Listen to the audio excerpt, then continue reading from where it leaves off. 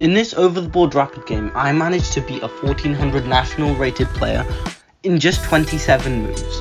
Let me show you the game. So I start off with d4, and my opponent went d5, and I went into c4, the queen's gambit, as I usually do, and now he played e6, and I went to the move knight c3, which is the most aggressive move, so it places pressure on the d5 pawn, and say a random move, you can probably just play something like c takes, e takes, maybe, or you can just play something like knight to f3, and it's just nice pressure. So when you play d4, it's all about adding pressure to black's position. So he went knight to f6, standard move, and I went c takes d5. And now the standard move here is e takes d5, which is played like 90% of the time. And now there's the move bishop g5, and this is basically the idea of this like pin and everything. And say a random move, you can play the move bishop takes f6, and if queen takes f6 is played, you'd win a pawn like this. So, but it's not just a cheap trap. That's what you need to understand. Bishop g5, and now the standard move should be c6. So c6 is defending this pawn. Otherwise, this pawn will get very, very weak in the future. And now, like, the plan consists of ideas like the arrows I've shown: bishop d3, queen c2, knight g2, and then you castle. And then there's plans with things like the minority attack, trying to like get this pawn chain weak, or you can even build up in the center like this. Which is another plan. Not to e5, to e4 first. But my opponent played the move, instead of e takes e5 back, he went knight takes d5, which is also a move. Against the move e4, basically the only move which will keep the position fairly equal is knight takes e3, which is quite obvious, I would think, right? Now b takes e3, and now the only move really which does keep the advantage again, advantage as in like equality, and then is c5, and then knight to f3.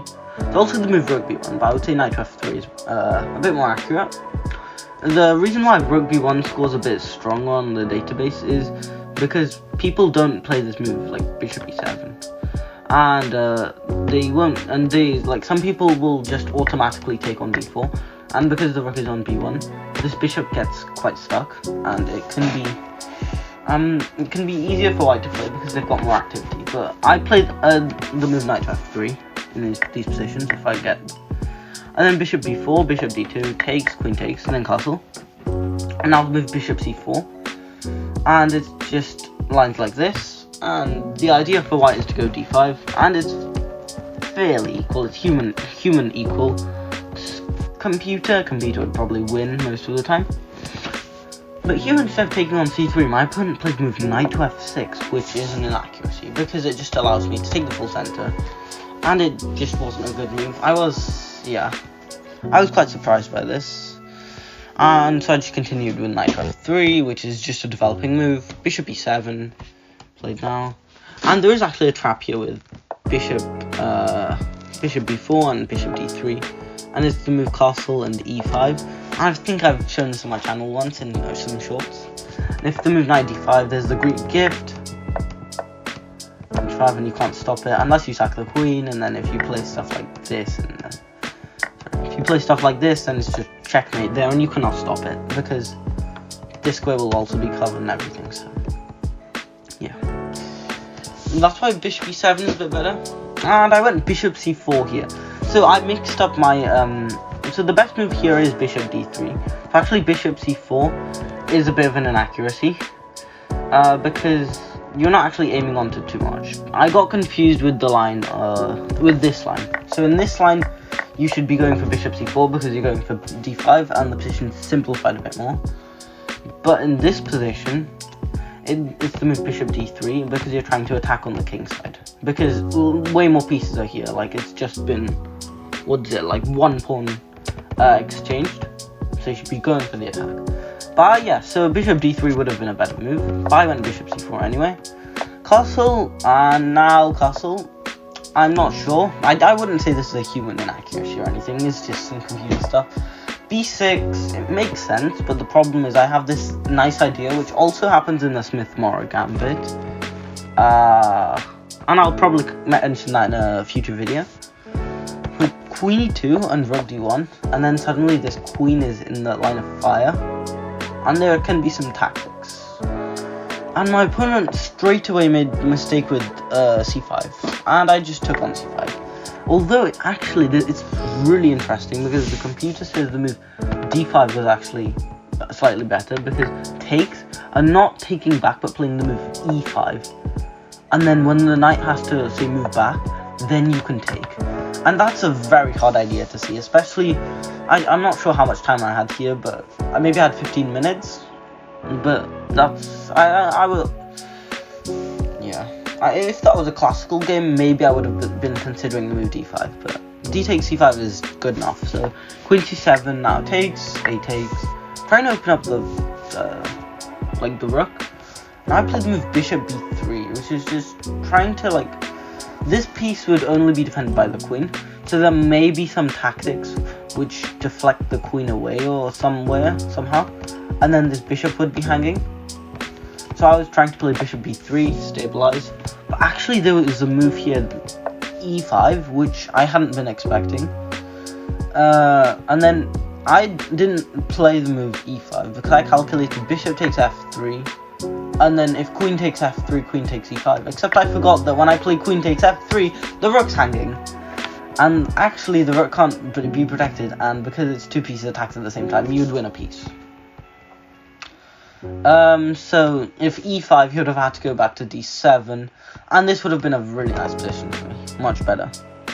But that's fine. I played the move bishop b3, knight c6, and then I played the move bishop e3, trying to get more pressure on the b6 pawn. I was thinking if I move the bishop to g5, there's not much of a point because there's no actual pin here, because the bishop just neutralizes. So I thought I need to develop this bishop somehow. Bishop d2 is too passive, and I need to develop this piece because I need to get the rook out to c1 so that I can start attacking. That was my idea. But bishop e3 is actually an inaccuracy because of the move knight g4, and then this bishop will be lost, and black will get the two bishops advantage, and they've probably equalized despite being down a pawn, which is not the best thing, but it's okay. But instead my opponent played bishop e6, and I went bishop c4. If I moved my queen, I would say this is probably just equal. Select knight g4 again, so bishop c4 takes, and knight g4 again was a possibility, but queen b7 was played because I think he was worried about this. Somehow I could play something like knight d4 and probably create more pressure, so he played queen b7, stepping out of it. Totally natural. Queen b5, and then rook a b8, and now I found the move e5, which is nice. And he played knight to e8, so I think knight to e8 was, most of the options were quite bad anyway. Knight g4, the problem was something like bishop f4, and after move h3, now I had to go back to h6, takes, g takes, and then that's just a horrible structure. So imagine this pawn structure would be really bad. I've highlighted here. So knight to e8, and then knight to a4, further attacking the pawn, and now he played the move bishop d8, and now you see how this position is escalating from better to me to potentially winning now. So now I went rook a1, and I'm going to attack this, and now look at this, 4 pieces on the back rank, 2 pieces on the second rank, and all of my pieces are just, look at the activity of my pieces. These rooks are staring down these files amazingly.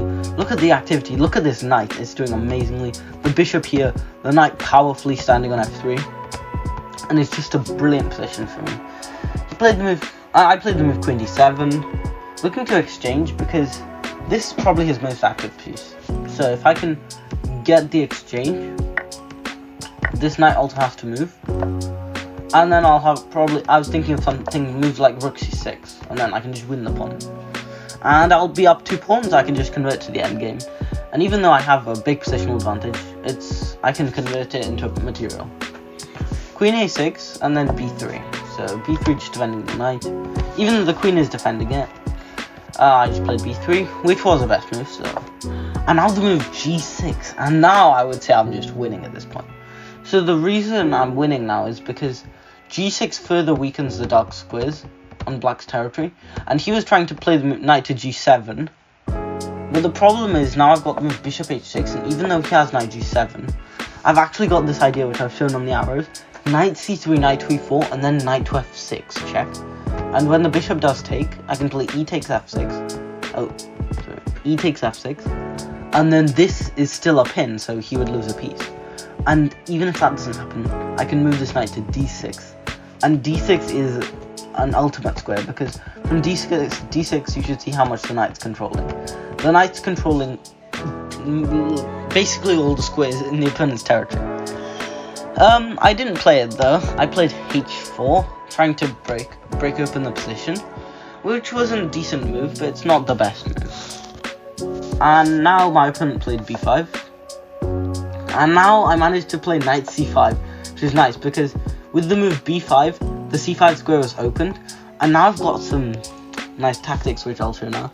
And he played the move queen a5, which is a mistake, and now I've played the move bishop takes g7, king takes g7, and using the pin, I played knight takes e6 check, and my opponent resigned. Because after king g8, there's knight takes f8, and if king takes f8 it's played. Queen d6 is a fork, and let's say the king moves somewhere. Queen takes b8. I'm up 9 points of material. I've got 2 rooks, 2 pawns, 1 bishop, and it's literally the computer has checkmate in 15 or something. And you'll also win this bishop next. And this is a completely hopeless position. So, I hope you guys enjoyed. Please subscribe for more. And tell me what content you want next.